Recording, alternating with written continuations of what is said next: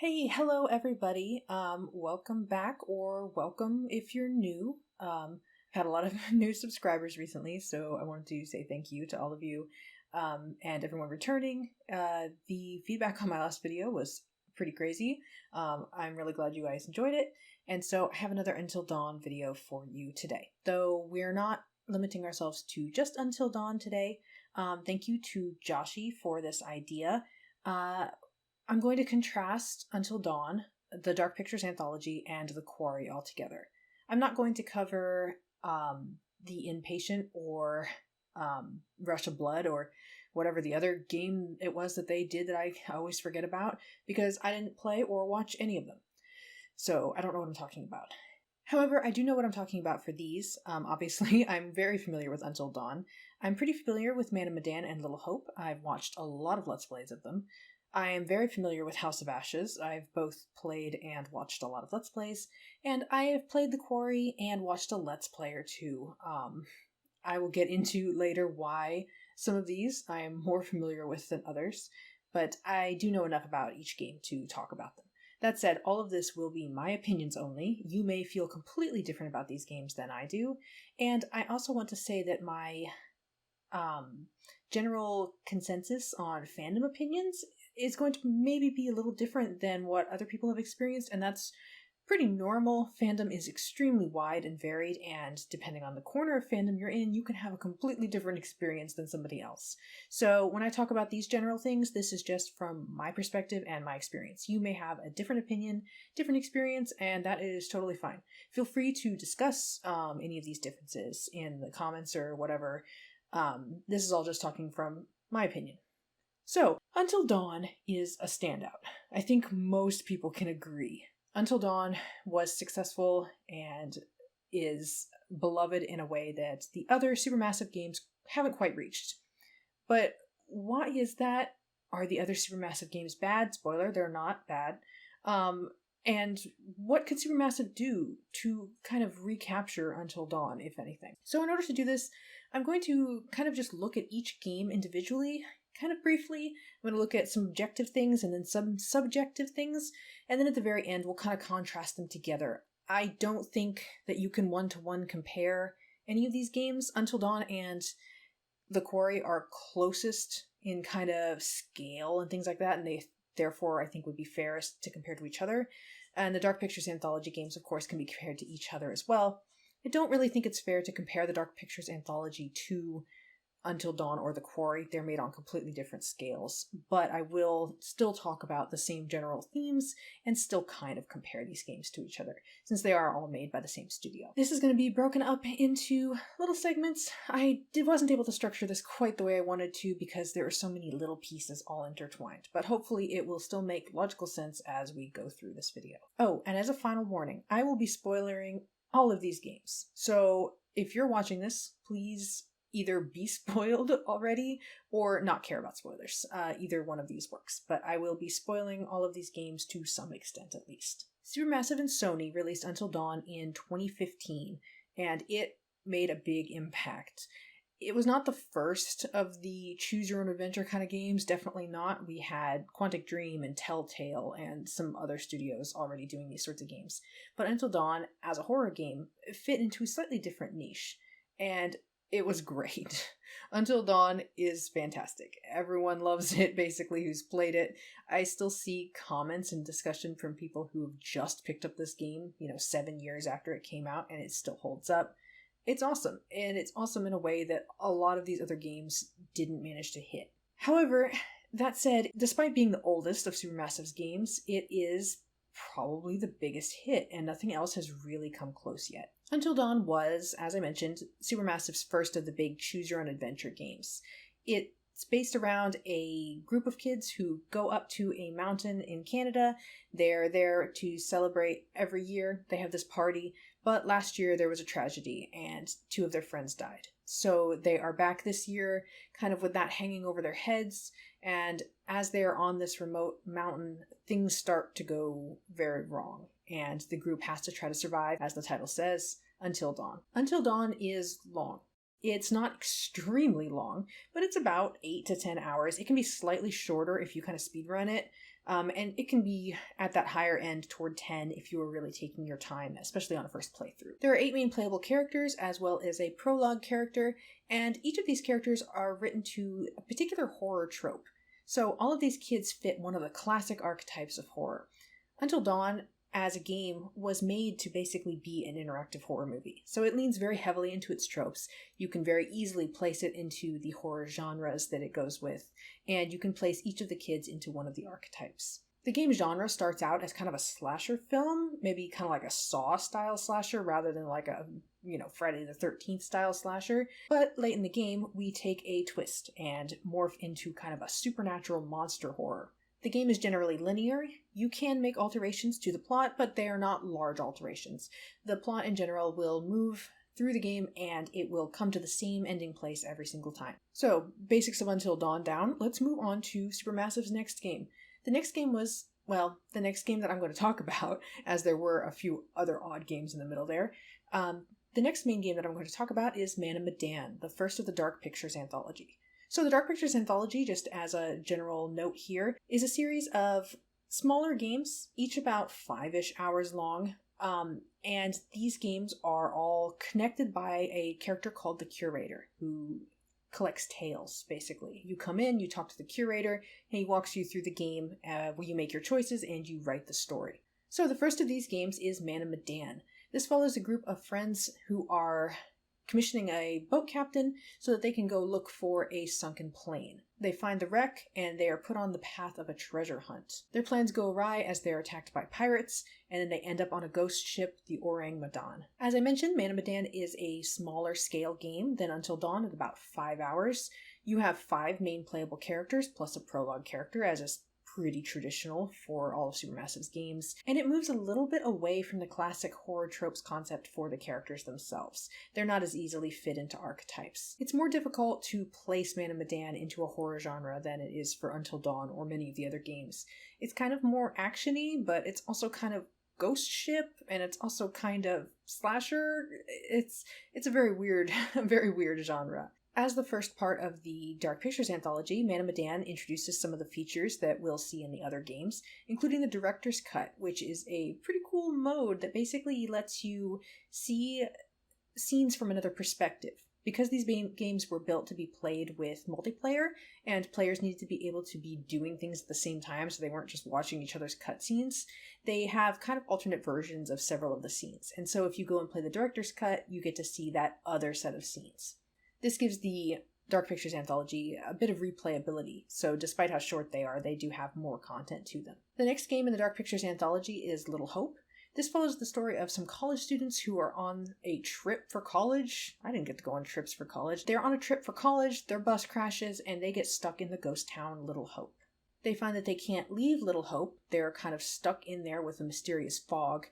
They start to see visions, and these visions include past versions of themselves during witch trials that were held in Little Hope hundreds of years earlier. The only thing that seems to link all of these visions together is a mysterious little girl, and they try to figure out what is going on as well as how to get out of Little Hope. Like Man of Medan, Little Hope is about 5 hours long, and you have 5 main playable characters. Your prologue character is not really a different character. It's a pretty unique case here. So you have a prologue character, but he is one of the main playable characters. The genre falls pretty neatly into supernatural horror, though it does take a late game twist into, I guess, psychological thriller horror? Yeah.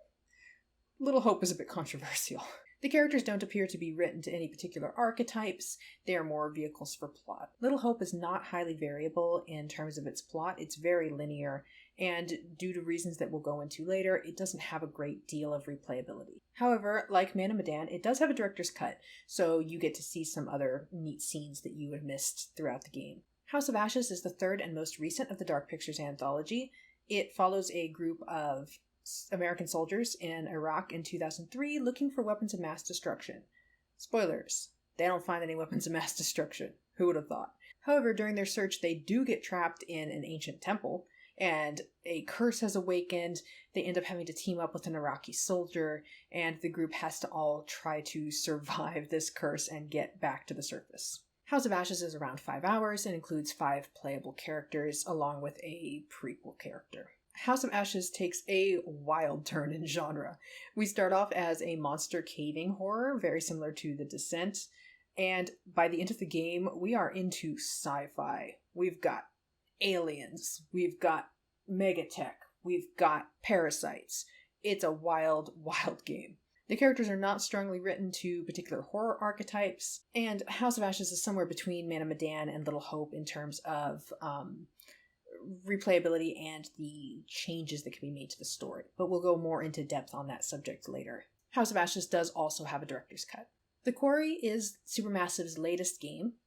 It is not part of the Dark Pictures anthology, but a standalone, and it is not a direct sequel to Until Dawn, but it's kind of a spiritual sequel. A bunch of camp counselors are preparing to leave the summer camp for the summer, but one of their cars breaks down. The camp owner takes the remaining car and leaves. He tells everyone to stay inside for the night, and being a bunch of camp counselors, they don't listen to him and they go have a bonfire party.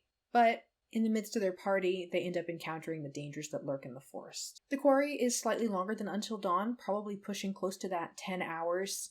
It, of course, is faster if you kind of speed run it, or if you have less characters. It has 8 main playable characters, as well as a 9th surprise playable character. It doesn't really have a prologue character, because the prologue character is one of the main characters, and the non-playable prologue character is our 9th playable protagonist later on, so that's pretty cool. Neat little change-up. The genre is very classic, camp counselor horror, complete with an 80s aesthetic, and we have a particular monster supernatural horror. Werewolves, if you haven't already been spoiled. The characters, like in Until Dawn, are fit to horror tropes for the most part, though they are slightly more modern and updated versions of these horror tropes. Like Until Dawn, we have a mostly linear plot here. So now I've kind of covered most of the objective stuff, left a lot of my editorializing out, but now we're going to get into the fun part, where I kind of talk about how great some of these games are in certain respects and how bad some of these games are in certain respects.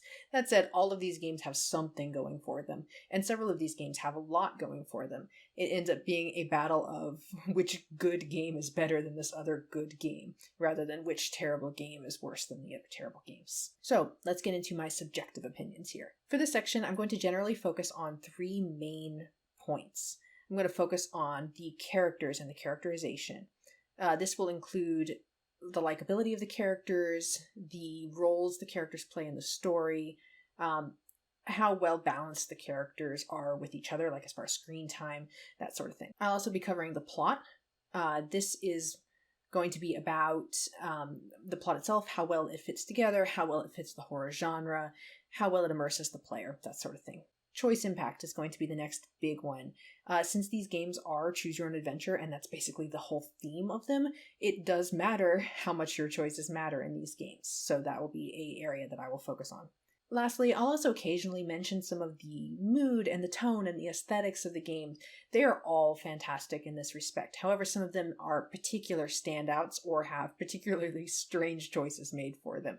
So I will mention them as they come up, but this is not a huge area. So for Until Dawn, starting off, Until Dawn's big thing going for it, I think, is that it's memorable. It sticks with the player. It sticks with the player for a few different reasons, but I think one of those reasons is specifically the characters. The characters are a big deal in Until Dawn. Additionally, the plot and its twists and its turns, the big twist and then the second big twist, these are really, really interesting things. They're things that stick in your mind. They're things that make you intrigued and you want to solve the mystery. This helps all come together to make Until Dawn something that really stands out amongst these sorts of games and sticks with a player as an emotional and, just fun experience even years later.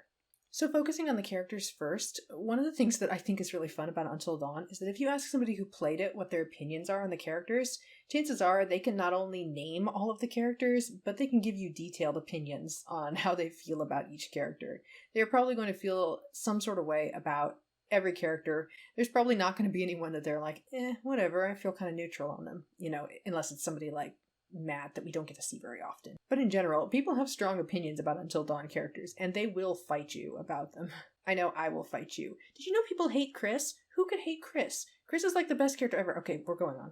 Because Until Dawn is so long, and the actual danger doesn't really start for any characters until the chapter 4, and then really doesn't start for most characters until like chapter 7, we get something that we don't get with a lot of horror movies, which is a chance to really bond with these characters. We get to see them at different moments. We get to see them having fun. We get to see them being annoyed with each other. We get to see them caring about each other and being afraid. We get to see all these different sides of these characters before we have much of a risk of losing them. And the character that we can lose the earliest, Jess, as well as Matt, who we can lose pretty soon after, I think chapter 6 is the earliest, we get a lot of time with these characters in specific. For instance, we don't get a whole lot of time with Sam early on because she's never in any danger. We don't have to worry about her until very, very late in the game. But they made a very clever choice to give us lots of time with each character before each of those characters is at risk, so that we can have a chance to bond with them and to feel for them and to be engaged in whether they live or die. Also, although Until Dawn characters are built on horror tropes, and it's quite easy to identify which characters go with which tropes, they wisely didn't stay at those tropes. They were building blocks. They weren't the entire mold for the character. So we have Jess. She is the traditional, blonde, sexy girl kind of horror character that dies first. But we also get to see more of Jess. We get to see that she feels really remorseful, clearly, for the prank. She is very sensitive. She is insecure. She's not really that mean of a mean girl. She's just kind of sassy and flirty, and she really only fights with Emily, and she really has reason to fight with Emily. There are sides to her that go way beyond the horror trope. And this is true of all the characters. We see their basic character type, but then we see more to them. And that helps us really engage with these characters and see them as people rather than video game characters that are just there to move the plot. This is really vital in these types of games, because if you don't care about a character, then there is no tension, there's no suspense, and there's no emotional investment. If a character you don't care about dies, what does it matter? I mean, you just move on, you don't feel anything, and it definitely doesn't stick with you. So, moving on from the characters, in addition to the strong character writing, Until Dawn has a really interesting plot. It really helps with the double plot twist that you're keeping the players from being complacent. A lot of players might guess early on that Josh is a little bit suspicious. He's a bit of a weirdo. He's probably mad about his sister's dying, which, understandable.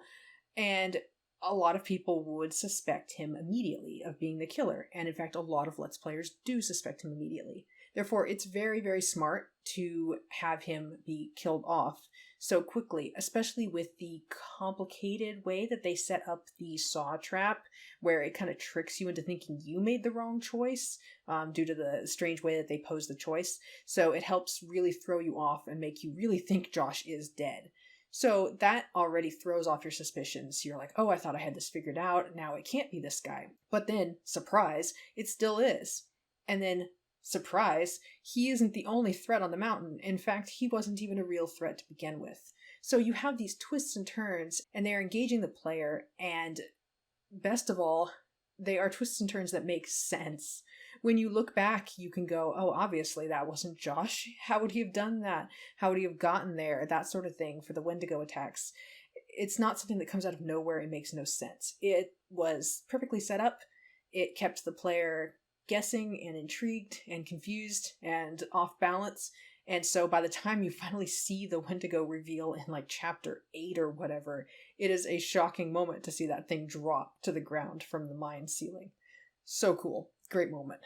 And of course, I have to mention, Until Dawn is beautiful. Even 7 years later, it holds up as far as graphics go. A little bit wonky on the facial animation. We have some games now that are a bit better, but it's still not terrible. I mean, there's a few weird spots, but for the most of the game, it's quite pretty.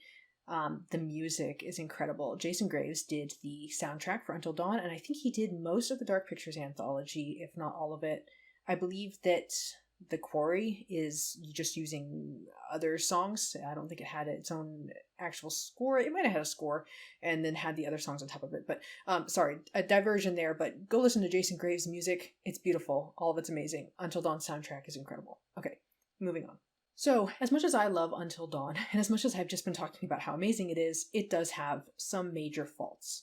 And in particular, it has the major fault of the fact that it is all about the butterfly effect, all about your choices, and yet your choices really don't matter. I mean, they do. You can have characters get out alive or not get out alive. You can have one or two determinate scenes that you wouldn't normally get. You can have some minor subplots like Emily's Wendigo bite, and you can have very different dialogue. I mean, dialogue is where Until Dawn shines. You can have some wild dialogue changes. But for the most part, the plot is the plot. There is not a lot of change. Even late in the game where you would expect to have the bigger divergences, like say in Detroit Become Human, it makes sense that you would have a linear story up till about a point, and then it would split. Hello, kitty. And then it would split, but Until Dawn is just static. You just always hit every single note. It's only the minor stuff that doesn't happen, and you always get to the end. You also have very, very strong plot armor for certain characters. Mike, Sam, and Josh can't die until chapter 10, so with them being completely immune to everything, it kind of takes a lot of suspense out of the game. Also, the game is clearly meant to not need certain characters past certain points, and they become basically just decoration. They don't do anything. They might make a quip every so often, or you might have a small segment where they're saying something useful or whatever, but for the most part, as soon as a character has fulfilled their plot purpose, they are no longer needed, and they don't have any real impact on the story. So these are all kind of strongly against Until Dawn as far as the choice factors go. That said, again, this was an early choice-based game, but it was not an early choice-based game. There were other choice-based games out long before Until Dawn that had more variability than this. So, in contrast to Until Dawn, moving on to Man of Medan, we have almost exactly the opposite in terms of strengths and weaknesses. The places where Until Dawn is very strong, I believe Man of Medan is very weak. And places where Until Dawn is weak, Man of Medan is strong.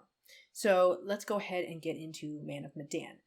I won't pretend otherwise, but Man of Medan is easily my least favorite of these games. So I'm still going to try to be unbiased as possible with this subjective stuff, but if you hear my Man of Medan tone, that's why.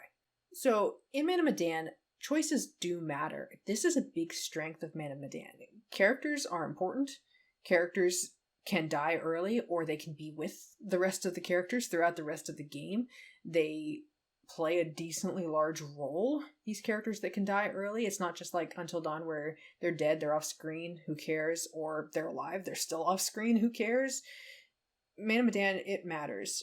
Your choices matter, your characters matter, you get completely different kinds of conclusion scenes based on what you've done. The actual endings and epilogues are wildly different depending on what you've done. There's the director's cut, so you have the entire other set of choices to mess around with. Of course, there's lots of dialogue options. Man of Medan, and just in general, I was really impressed by how elaborate its choice mechanics are, especially for being such a smaller scale game. I think it's very, very strong in this area, and it really shines and deserves some credit for this. Unfortunately, this is Man of Medan's only strong point, in my opinion. Man of Medan's plot is kind of middling, and I'll talk about that in a minute, but its characters, oh my god, its characters are so bad. They're so bad, you guys. I mean, like, Fliss is okay, Brad is okay, his name is Brad, right? I literally didn't remember these characters' names until I looked them up, except Fliss. I remember Fliss because she was cool and she has a weird name. Everyone else, I did not remember, and I still don't remember the other guy, and the girl who are, like, dating. It's like Alex and something with a J, maybe? I don't know what the girl's name is. This tells you kind of right off the bat, if you can't remember the characters' names, they didn't make an impact. And that's one of those things that is always fun to watch Let's Players. See if they remember the characters' names when they're playing a game. That usually tells you whether they have gotten into the story, no matter what kind of story it is. If they don't remember the characters' names, they have not made an impact. So the biggest problem with Man of Medan's characters is that they are incredibly unlikable. These are spoiled brats, for the most part. Aside from Fliss and Brad, they're okay. They are unpleasant. They're unpleasant to each other. They're unpleasant to other people for no reason. They're entitled. They're obnoxious. They're disrespectful. And they cause their own problems. That is probably my biggest issue here. You could argue that in Until Dawn, characters cause their own problems, but not like this. Like, in Until Dawn, this is unforeseen consequences. In Man of Medan, this Conrad directly causes problems. He is being horrible, and he gets them attacked by pirates. So, I mean, straight up, terrible. And I don't care what happens to any of these people. They're all so annoying. Again, with the exception of Fliss and Brad, but I'm only saying the exception because they're not egregiously terrible. I still don't care about them. I still don't like them. I mean, I don't dislike them, but I have no emotional investment in them whatsoever. And I think a lot of players feel the same way. So it's also a problem that we don't really get any time with these characters where they're not being terrible before the danger starts. Again, this makes it impossible to care what happens to these characters, and therefore they become more of a vehicle for the gameplay than characters that you're invested in with a story that you want to follow. So the plot, I would say, is mid, not because it's terrible or great or anything. There's not a whole lot to say about it, and it would be probably a lot better if it weren't for two things working against it. One is that it is so predictable. I cannot tell you the number of Let's Players that saw the prologue and immediately figured out the entire game. And if you figure out the entire game, there's no suspense. You know exactly what to do in the horror segments later on in the boat. You know these are hallucinations. You know these aren't real threats except for the pirates. It completely destroys any investment or suspense that you could possibly have in the game. It was just too much given away too early in the prologue. The other issue is, as I mentioned, there's no real threat. There's the pirates, but there's no threat in the way Until Dawn had it. These are hallucinations. It's not real. There's nothing super interesting about the idea of weird hallucinations. Then, oh no, it's your friends the whole time. You might kill your friend. It's whatever. Who cares? We don't care about these characters, so who cares if they die? I know I said I was gonna kind of try to control my Man of Medan dislike, but I just really dislike this game, guys. It was so disappointing. Okay, Man of Medan aside, let's move on to Little Hope. Now, Little Hope is divisive. Like, I will say this up front, people hate Little Hope, and then people feel mid about Little Hope. There's not a whole lot of people that are amazed by Little Hope, and I understand why. But a lot of Little Hope really comes down to the last chapter. For most of the game, we do pretty well, and then, things take a turn. So for this reason, I'm going to consider its plot as one of its biggest strengths, as well as one of its biggest weaknesses. So we'll consider it in both sections here. So in terms of strength of the plot, Little Hope is fascinating. The vast majority of the game is so interesting. It's got this kind of triple layered thing where you had the prologue flashback, you have the modern day main game, and then you have the Witch Trials era visions. And you have characters that look the same in all three, and you're trying to figure out what is going on. Are these characters reincarnated? Are they hallucinating? Are they traveling back in time? Like, what is happening here? It is so interesting, and a whole lot of players are fascinated by it as you go through the game. It's engaging, it's mysterious, and it's arguably one of the scariest of the Dark Pictures anthology. It has its jump scares, it makes decent use of them, but it is more just the horror atmosphere. They do a great job. The monster designs are cool and scary, and you have just a really cool ambiance, and the mysterious plot helps add to that.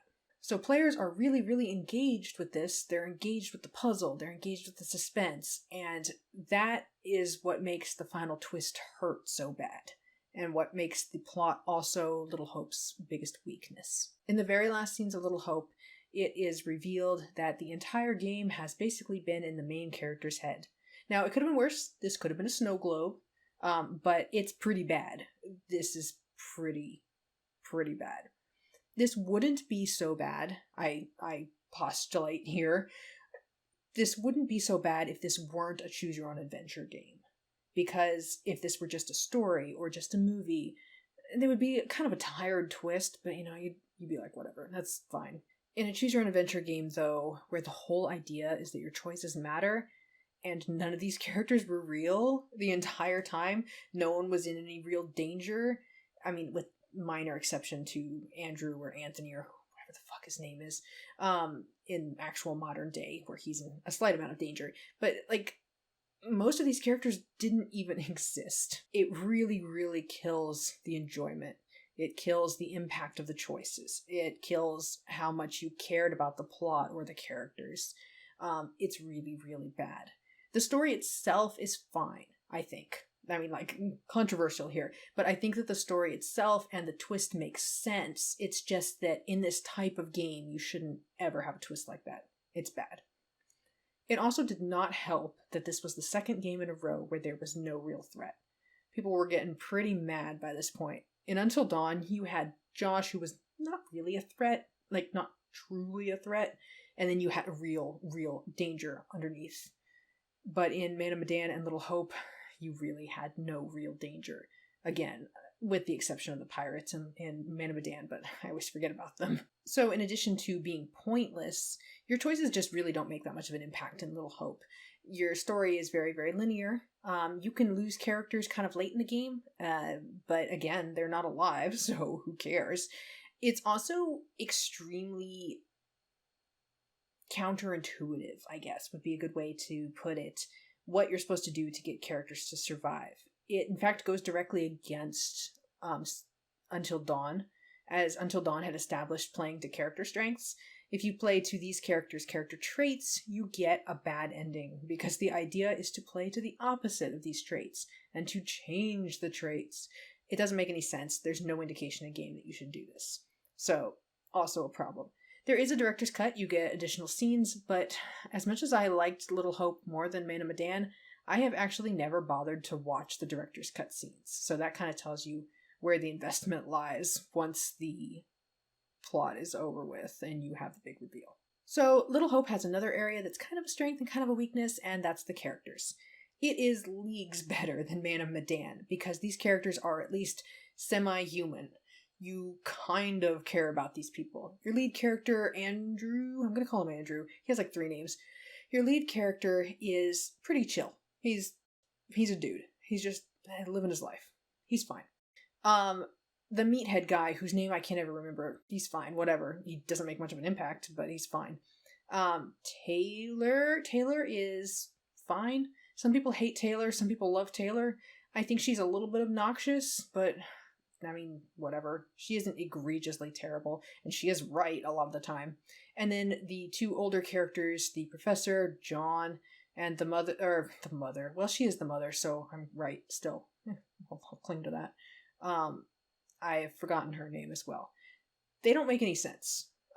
They are both erratic and irrational, especially the older woman. She just pops off at a moment's notice, and not like Emily pops off. Emily, she's just being a bitch. This lady is just, she's got something weird going on with her. So this game is hurt by the fact that the characters are used to create unnecessary drama and unnecessary conflict in a way that makes no logical sense. There's no leading into it. It made perfect sense in Until Dawn why Emily and Jess would go at each other or whatever. It makes no sense at all in this game why this older lady would be picking on a 19-year-old girl for her boyfriend choice. So strange. So the length of time that you get to know these characters does help you create some investment, and as I said, despite their obnoxious behavior, there is a good side to each of these characters. You can see something interesting in them. They seem like they have something behind their eyes, like they have some sort of history and story. It's up to each person individually, subjectively, whether they are going to like any of these characters and therefore care when or if they die. However, they are not just terrible people who caused all their own problems. So that's great. They're also not alive, so it's kind of a downer. As a last strength, I do want to especially point out Little Hope's atmosphere, its art direction, its tone. This created a very cool, very spooky atmosphere. If you were going to play any of these games besides Until Dawn, on Halloween, and you wanted to scare your friends, Little Hope is the one to do it with. And then you can all laugh at the ending too, so it's a bonus. Alright, we're to the last of the Dark Pictures anthology so far, which is House of Ashes. House of Ashes is widely considered, not universally, but widely considered to be the best of the Dark Pictures anthology. And I feel it deserves this rank.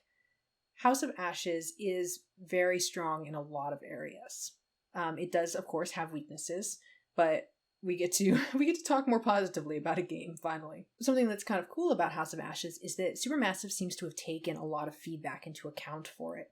A lot of the things that were frustrations about Little Hope and Medan seem to have been corrected here. A lot of this comes together correctly for House of Ashes to make it a very cool game. It still doesn't reach Until Dawn, but we're stepping in the right direction. In my opinion, House of Ashes' biggest strength lies in the characters. All of these are memorable and distinctive characters. It's pretty easy to know who's who, even if you don't necessarily remember all of their names.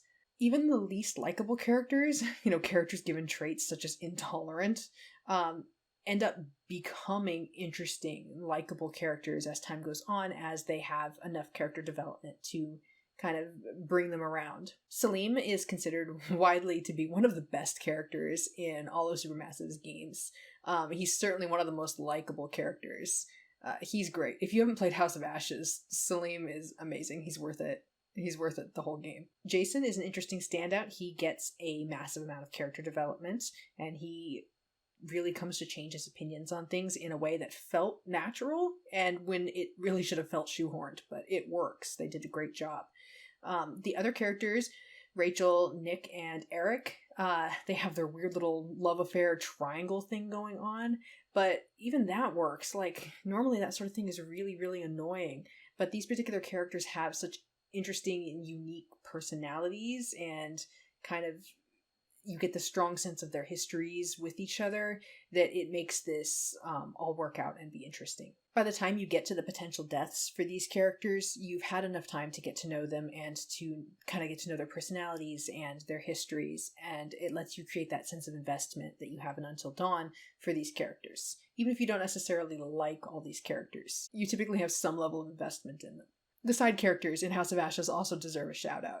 The side characters are all very distinctive. Even the kind of, one-dimensional bad guy, Dar, he kind of even has character development and little hints to his personality. So House of Ashes is a pretty big standout as far as characters. It's also worth noting that this cast of characters is generally the oldest cast that we have in Supermassive's games. In Little Hope, you had 2 older characters, but in this game, you have all characters between the ages of 30 and 40, aside from the side characters. And I feel like this really helps in this particular game. Not only are these characters mature adults, they are competent, and therefore you kind of feel less like a babysitter trying to slap the bad choices out of their mouths, and more like you're actually just a part of the team helping figure out what's going on and guide these characters through it. It gives you kind of a different experience in playing, which I think is a really nice change. The plot is probably the most polarizing part of House of Ashes. It's generally considered a strength, but some people really dislike it because it does take a very hard genre shift. It kind of moves out of horror and into sci-fi. You have, of course, sci-fi horror. That's a great genre. But House of Ashes is really not very scary. It's just not scary. And that's not necessarily a bad thing. It's a fantastic, action, movie kind of game. And since you care about the characters and stuff, it's fun to go with this wacky plot. But it's really not very scary. However, House of Ashes is very much helped by the fact that the danger is real. And it is real and present throughout the game. And it comes from multiple fronts. You have the monsters, which you get to see quite early in the game and realize that this is a real, actual danger. This is not hallucinations. These are not your dead ghost friends and their ghostly fake history selves. These are just monsters, and you need to not die because of the monsters. You also need to not die because of getting shot by your enemies, and you also need to not die by falling into a pit or getting caught in your own explosives, or any number of other wild things that can happen in House of Ashes. So the widespread level of danger here gives you some stakes to work with. That's pretty cool. Also, the plot, despite its strange twist to sci-fi, it makes sense. It is explained. The plot kind of works. It's weird, but logically there's nothing wrong with it. It doesn't create any weird plot holes. There's not a lot of, alright, I guess I'll go with this. It works in the sense of the game itself, and it's pretty fun. Plot aspects and mechanics are consistent, so if you lose a character to them, chances are you were warned. Chances are you knew something that would have helped you prevent this death. There aren't a lot of choices where, you have a case of the flare gun issue in Until Dawn where you're like, that choice should never have been based on these other choices. There are like one or two, I think, but those are also ones that are multi-step choices where you could have mitigated this problem in a different way before you got to this area where this strange choice made an impact. So the downside to all of this, though, is that because you understand the monsters, and you understand the plot, and you understand the threats, and everything is very clear and makes sense, while that's good for the player as far as making choices, it's not particularly good for suspense or, like I said, the horror aspect. It's just not that scary. It's suspenseful as far as QTEs go, but it's not that suspenseful otherwise, and it's kind of can be kind of silly. Sometimes it's pretty silly. There's a lot of Animorphs jokes you can make in this. I'm just gonna say, so many Animorphs jokes. An area that House of Ashes is weak in is its choice aspects. You do have basically some cool subplots that you can miss completely if characters aren't alive by that point. The problem is that with those subplots that you miss, you also miss vital lore to the story. So you actually lose out on some of the plot if you lose these characters. So that does make them significant deaths. You also can lose characters very, very early on who otherwise could be with you throughout the rest of the game. And they aren't just window dressing. They will make important choices and play important roles and get involved in stuff and have lots of dialogue, things like that. So like Eric, for instance, he can die quite early, or he can be with you for the entire game and have input and be able to do things because he knows things that the other characters don't. So that ends up being a pretty nice set of choice mechanics there. However, the plot is extremely linear. You have 3 characters with very, very strong plot armor, and 2 characters who always make it to the end of the game, just like Sam and Mike. So definitely lose points on the choice mechanics for House of Ashes. The Dark Pictures anthology is out of the way. We do have a new game coming up, I think, in like 2 weeks, but I'm putting this video out before it comes out, so I don't have to include it. So we're going to go ahead and move on to the Quarry. On the scale of Until Dawn, the Quarry is a pretty massive undertaking, and I remember it being quite a surprise to a lot of people. Very cool scale of a game to just put out and be like, hey, what do you know? As a spiritual successor to Until Dawn, the question then becomes, does this game recapture what Until Dawn captured now that you have this much grander scale and you're not limited to the 5 characters and 5 hours of the Dark Pictures anthology? It depends who you ask, but since you're asking me, no. I mean, no. The Quarry is not a bad game. Please don't take what I'm going to say as The Quarry is a bad game. The Quarry is fine. The Quarry is great. It's very fun. It's really fun to play with multiple people. And as a note of something that I haven't been mentioning but is important, Supermassive continues to make fantastic strides in making their games accessible. The modes that you have and the options that you have for the QTEs, the fact that it's so easy to switch the QTEs right in the middle of something, that you could split up the characters and so you have these little moments of loading so that you aren't just having to throw the controller apart. These are really, really cool features. And they let me play the Quarry with my parents, including my mother who has Parkinson's and cannot be hitting QTEs like crazy. So Supermassive deserves a big shout out to this feature, which they have improved every single game. And I didn't mention it, but they just get better and better, and they continue to release updates to the older games to add these accessibility features. So really cool, and I have very fond memories of the Quarry as my whole family played it and killed a whole lot of characters.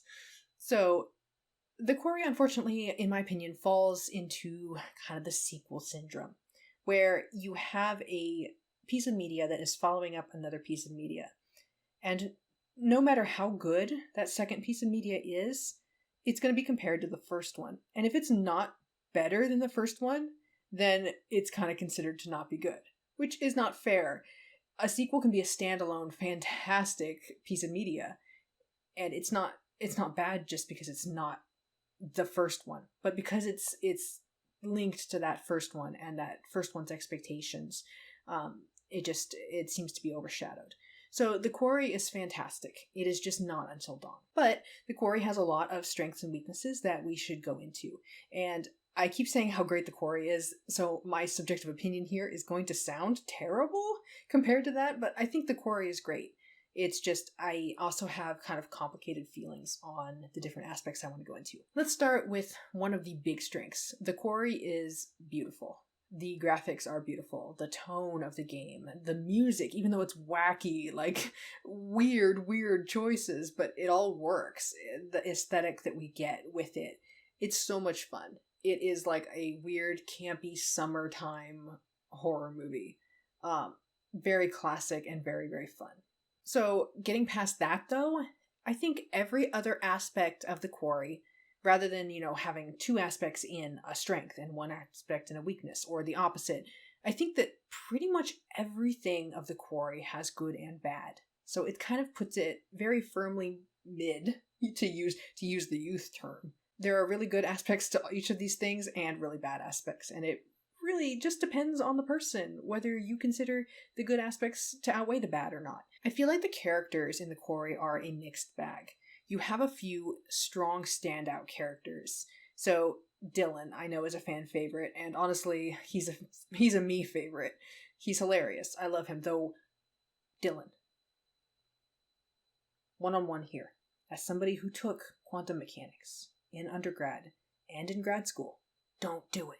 Get out while you can. Alright, that aside, I really like Dylan. He's great. I really like Caitlin. She's great. Ryan is cool. Laura is badass. Max is a dude. The crybaby guy, who I can't remember, but I know that he cries a lot, and I make this comment as kind of joking, but I genuinely like that these male characters are allowed to cry, including this big tough guy kind of. I like that. That's great. Abby and Emma, they're fine. I feel like I'm forgetting somebody, which, is never a good sign in one of these games. But, Nick. Never mind. I can forget Nick. I don't care about Nick. His name's Nick, right?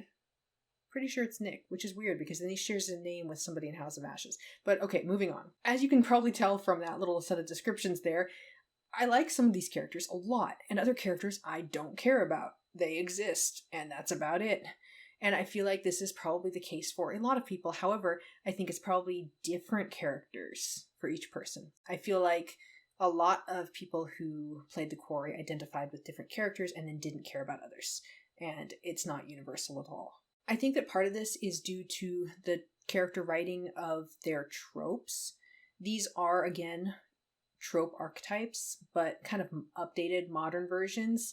They don't fit quite as firmly into the classic tropes as the Until Dawn kids do, though you can still pretty clearly map each character type back to one of the Until Dawn kids or multiple Until Dawn kids, or just the horror archetype to begin with. However, I think that a lot of these characters don't break out past their trope. So if they have a good trope to begin with, they're a good character.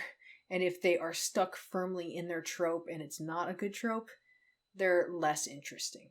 So, for instance, I think Abigail suffers from this. She is the quiet, nerdy girl. She's sweet and, a little bit sassy, but not really. And she's romantic and she's a little brave, but not like super brave. She's fine. There's nothing wrong with Abigail. And she is cute as fuck, man. She is so cute. And I love when she pushes that dude in the pool. Like, that's pretty sweet. That said, when she got her head ripped off in my game, I didn't care. Because I didn't care about her character. Like, she was just there. She was just there. She was just that archetype. There was nothing more to her the way that there was with Ashley, even though what extra there is to Ashley is kind of heinous. But, I like that. I've said that in the Iceberg video. I feel like Abigail is very one note. The character who turns into a werewolf first, who is Abby's boyfriend. I want to say Nick. I don't even know if it's his name. I think it's Nick. I'm going to keep calling him Nick. I don't care about him at all. In fact, I could not tell him apart from the other boys for quite a while. He just kept blending into all of them for me. Things like that, I think, really hurt the game. Whereas you have standout characters like Dylan or Caitlin, or even Emma, who, again, I don't really like. I think she was just a less well-done Jess. But she's at least very memorable. But I think that the Quarry just unfortunately allotted too much time to certain characters and not enough time to other characters. It made that imbalanced and made it hard to relate to and bond with all of the characters, so you end up with this weird mishmash where you have some characters that you care about and some characters that you really, really don't. The plot of the Quarry has issues, but these are not serious issues. They're little issues, like this summer camp was 2 months long. What happened to the full moon in the middle of the camp? Because there should have been one. Where did the camp counselor go during that time? Did they all have to stay indoors that time? How did that happen? They were a summer camp. It's full of children. Children run off. Things like that, but who cares? It's really not that important. The general plot of The Quarry works. It's fun. It's action-filled. It's a little scary. I still don't think it's very scary. I think it's maybe a little scarier than House of Ashes, but not exactly Until Dawn or Little Hope. But it's fine. Revealing the monster so early both helps and hurts this game. It helps in that being spoilered doesn't matter. I was spoilered for the werewolf, and I did not feel that I had been, I'd had any sort of experience ruined, because you find out that it's werewolves so early. You could have easily guessed it was werewolves far before the time when they actually tell you, just by the first time you see the monster. But this helps the game in giving you a straightforward monster, firmly setting the monster genre and letting you just kind of work with it, but it also hurts in that it kind of damages any attempt at mystery. This is also a very flat plot. There is not a lot of layer to this. It's werewolves, and werewolves turned humans into werewolves, and now you have to unwerewolf the humans, and you have to decide who you're gonna kill, and whether you're gonna chop anyone's arms off, and whether you're gonna use these bullets or those bullets, and whether you're gonna bite someone to save. It's all just werewolf mechanics. If I cared about werewolf mechanics, I would be a werewolf LARPer, and I'm not. So, werewolves aside, it doesn't have a whole lot more plot to it than that. You do have the cool, house plot later with the scary rednecks. I guess we have that genre shift. But, coming from southern Indiana, they were just pretty normal. I didn't find them very scary. People like that exist all over the place. Their motives didn't really make any sense, I guess. The idea of protecting the family and trying to get rid of the alpha werewolf and whatever, that all makes sense. That's fine. But they were possibly the dumbest people in the world. The way they went about all of this made no sense. It was so stupid. All of these people deserved what came to them. So, although you have this kind of engaging plot, you're very active in the involved, you're working on the plan, and you're trying not to get eaten, and you're trying to hide in wardrobes, that sort of thing. It's not very intriguing, I guess. It's engaging, but not necessarily interesting. There's not a lot of mystery to be solved here. That kind of damages the engagement and the memorability of that sort of game. There are a lot of games where you have to puzzle solve or something like that, and they're not going to stick in your memory the way that, discovering the lore of something will stick in your memory. When it comes to choices, the Quarry is pretty good. There is a lot of variability. I want to say that the game is generally linear, much the same way of Until Dawn, and again, you do have plot armor for certain characters. However, I do feel that the spiral of smaller choices and the web of smaller choices has a much greater and far-reaching impact. The fact that you can have these characters be infected and they have to start managing that, and you have characters start to change, and you can see the effects begin, and you can have this happen in characters that could be completely not affected in some playthroughs and then otherwise turn into werewolves in others, and it does impact how they move through their story. And I think that's really cool. So you can kind of see that spread of those choices throughout the entire game. It's not just like a little thing here or there, and it's not just, is this character alive or dead? I think that's really interesting, and I also really like that when certain characters have survived longer, they can provide opportunities to other characters that wouldn't exist if those characters weren't around. So like one of the things that comes to mind is Emma and Abby in the safe room. They can provide a silver shotgun case to Caitlin that she wouldn't normally have otherwise. I think that's a really neat way to, make character deaths have an impact. They still kind of kept the characters separated, which is smart as far as the management of trying to, just on the technical level. but these characters did have impact on each other, and I think that's really well done. That said, the downside again is that it is still a linear plot. You're still going to hit the same general beats, and you still have too much focus on certain characters who get massively more screen time than others. I remember forgetting that certain characters existed when I was playing, and that is a problem both with the characterization and with the plot itself. So, all of that said, we have covered all 5 games. How are we going to stack them up against each other?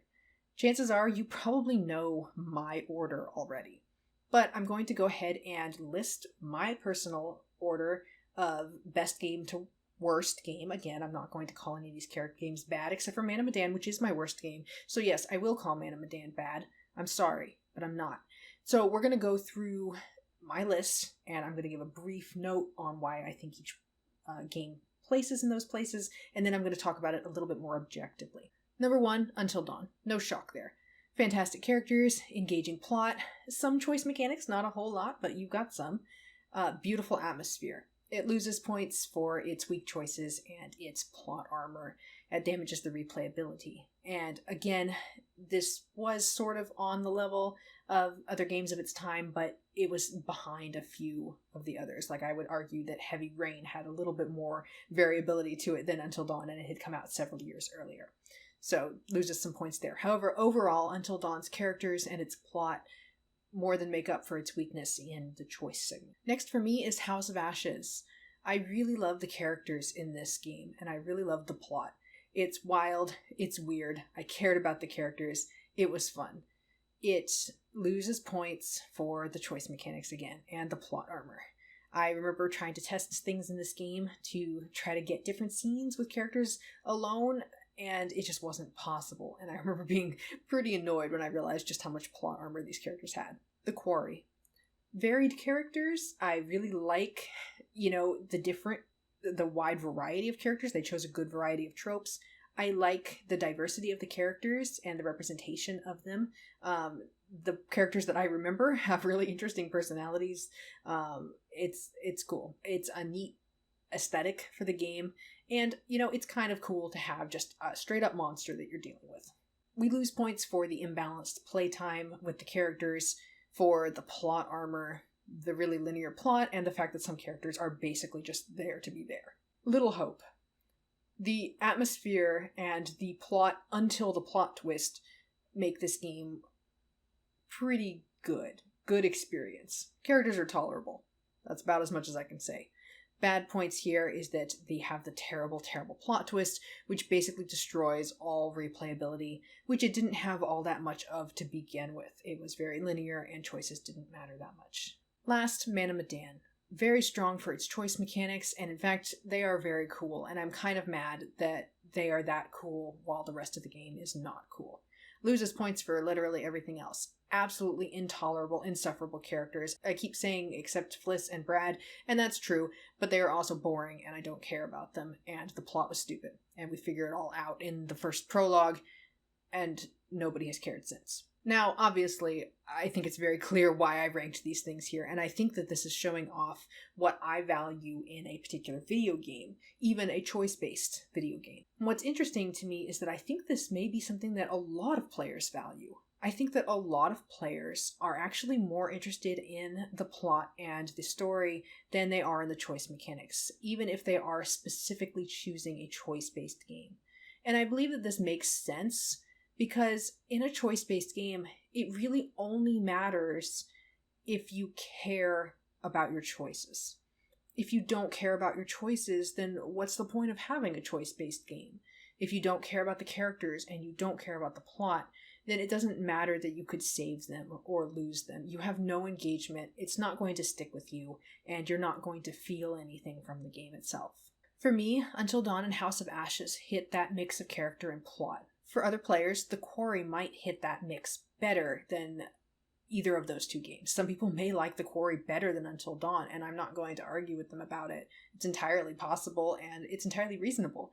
I know it is quite common for people to rank their games as Until Dawn, The Quarry, House of Ashes, and then Man of Medan or Little Hope in alternating order depending on your particular take on the game and whether Little Hope's twist kills it more than Man of Medan's bad characters kill it.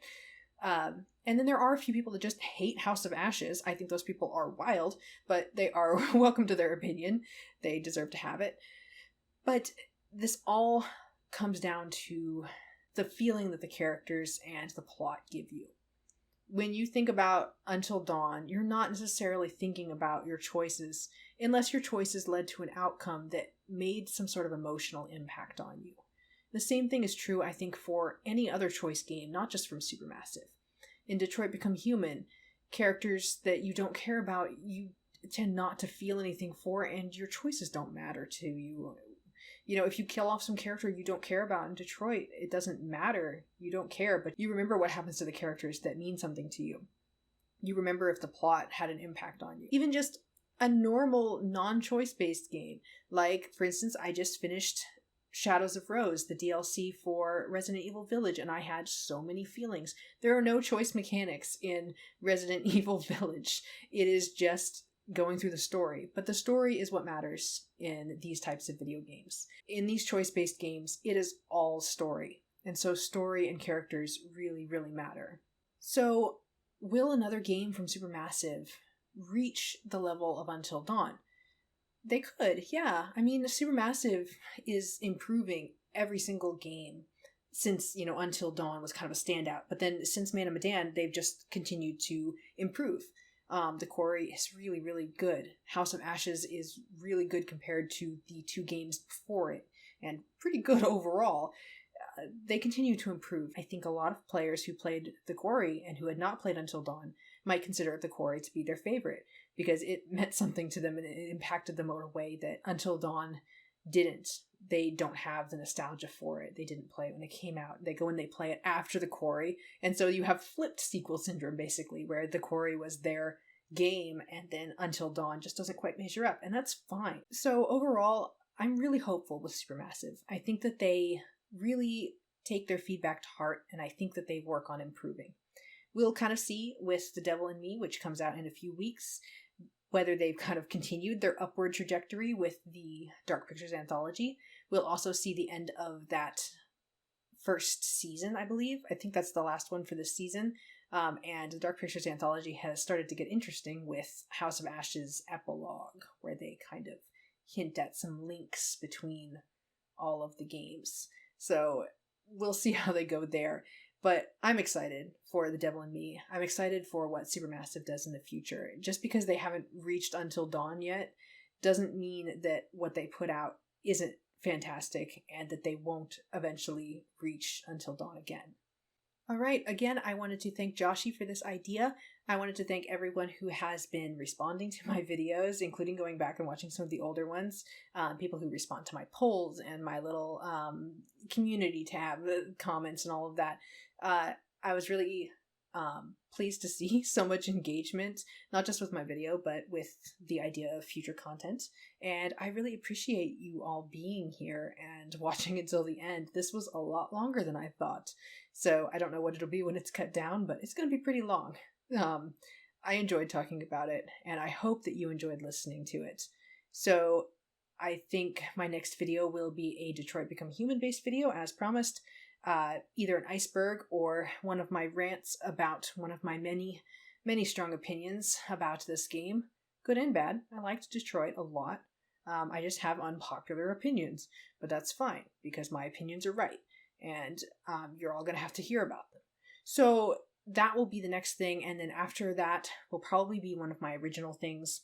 I have one on an obscure internet mystery that I actually spent some real life money trying to research, so I intend to make that $40 actually be worth it by making a video.